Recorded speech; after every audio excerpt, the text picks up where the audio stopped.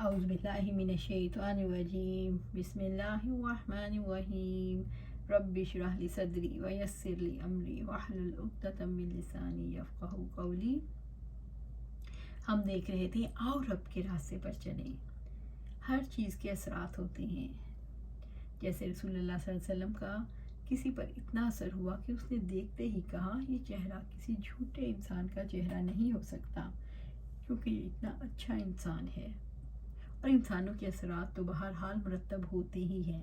اسی وجہ سے صحابہ کرام رضی اللہ عنہم کو اہمیت حاصل ہے کہ وہ ساتھ رہنے والے تھے۔ انہوں نے آپ صلی اللہ علیہ وسلم کو اور آپ صلی اللہ علیہ وسلم کے اعمال کو اپنی آنکھوں سے دیکھا، آپ صلی اللہ علیہ وسلم کی زندگی کو اپنے حافظے میں محفوظ کیا اور اپنے عمل میں لے آئے۔ اللہ پاک، اللہ سبحانہ تعالیٰ بھی تو آپ سے یہی چاہتے ہیں، اور پوری انسانیت سے یہی مطلوب ہے کہ اپنے نبی صلی اللہ علیہ وسلم اپنے محسن کا اسوہ اپنا لیں۔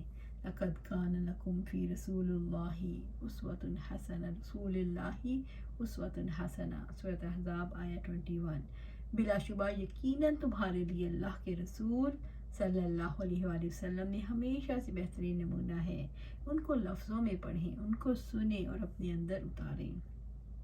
ریالٹی اس دنیا میں بچت اسی کی ہے جو اپنے آپ کو زیادہ سے زیادہ اسی ماحول میں رکھے، جیسے نبی صلی اللہ علیہ وسلم نے فرمایا تم میں سے بہترین لوگ وہ ہیں جو خود قرآن سیکھیں اور دوسروں کو سکھائیں۔ آپ جب سیکھ رہے ہیں تب بھی اسی ماحول میں ہیں، اور جب سکھا رہے ہیں تب بھی اسی ماحول میں ہیں، تو آپ کا اصل کام کیا ہے؟ قرآن سیکھنا اور اسے عمل میں لانا، قرآن سکھانا اور دوسروں کو سمجھانا، اور عمل میں لانے کے لیے راستے ہموار کرنا اور رکاوٹوں کو دور کرنا۔ رکاوٹیں دور کرنے والا کون ہے؟ کوئی انسان دوسرے کی تربیت تب کر سکتا ہے جب اپنے اندر نیکی کی پرورش کر سکے اور اسے پروان چڑھا سکے۔ جب وہ اپنے لیے یہ کام کرتا ہے تو دوسروں کے لیے بھی کرنا ممکن ہو جاتا ہے، الحمدللہ۔ پھر داعی اللہ نے مدعو کو یہ بھی بتانا ہے، یہ بہت بڑی بات ہے کہ آئندہ اللہ تعالیٰ اس کے ساتھ کیا معاملہ کرنے والا ہے۔ یہ بشیر اور نذیر کا کردار ہے کہ وہ دوسروں پر واضح کرے، اور اللہ تعالیٰ نیکیوں پر کیا اجر دینے والا ہے اور گناہوں پر کیسی پکڑ کرنے والا ہے۔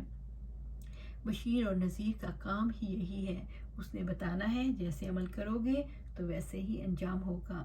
نیک عمل کرو گے تو وہ کیسے جنت تک لے جائے گا، اور برا عمل کرو گے تو کیسے جہنم تک پہنچا دے گا۔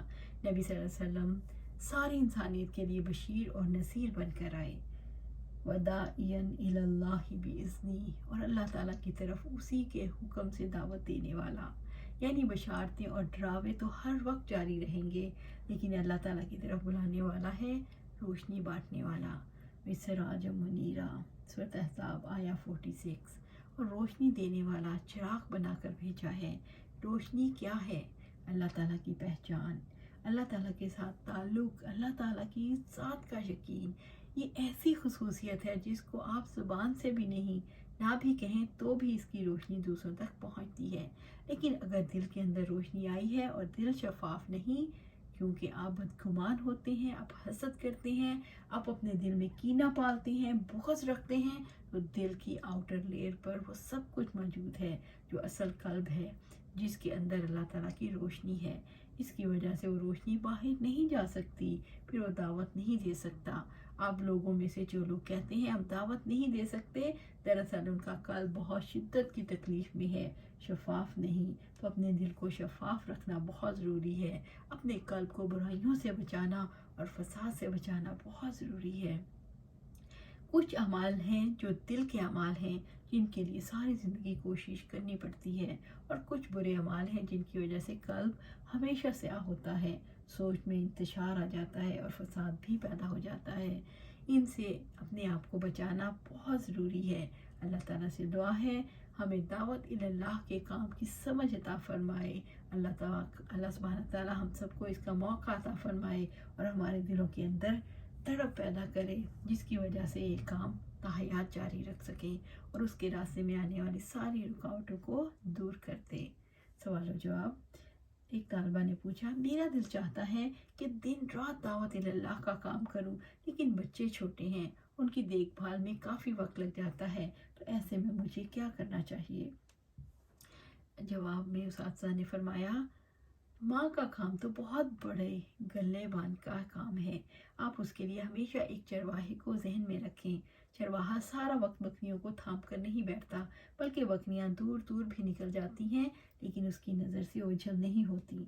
जहाँ बकरी इधर उधर जाने लगे और उसे खतरा हो, जैसे किसी अजनबी की खेत में घुसना चाहे, तो वो क्या करता है कि उन्हें उधर भी नहीं जाना, इधर भी नहीं जाना, बल्कि आपका रास्ता कोई और है, हमने पहुंचाना किसी और जगह पर है। तो बच्चों के ऊपर बहुत वक्त लगाने की ज़रूरत है।